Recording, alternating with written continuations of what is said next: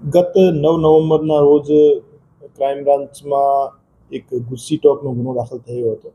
એમાં પેંડા ગેંગના જે માણસો એ ડિવિઝન વિસ્તારમાં બનેલ ફાયરિંગમાં સામેલ હતા, એ બનાવને ધ્યાને લઈ એના વિરુદ્ધ જીસીટીઓસીની પ્રક્રિયા હાથ ધરવામાં આવેલ હતી.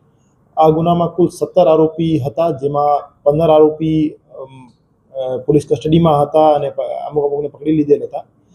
2 આરોપી ફરાર હતા, જેમાં એક અમરદીપસિંહ કૃપાલસિંહ ઝાલા, જેના વિરુદ્ધ 5 ગુના છેલ્લા 10 વર્ષના અમે ધ્યાને લીધેલા હતા, અને એક મિલન નરભેરામભાઈ ગોંડલિયા, જેના વિરુદ્ધના 7 વર્ષ છેલ્લા 10 વર્ષમાં જે એના 7 ગુના કરેલા હતા, એ અમે ધ્યાને લીધેલા હતા. આ બંને આરોપીઓને ક્રાઇમ બ્રાન્ચ દ્વારા પકડી પાડવામાં આવેલ છે. આ બંને વિરુદ્ધ મારામારી, ખૂનની કોશિશ અને મની લોન્ડરિંગ જેવા ગુના દાખલ થયેલા છે.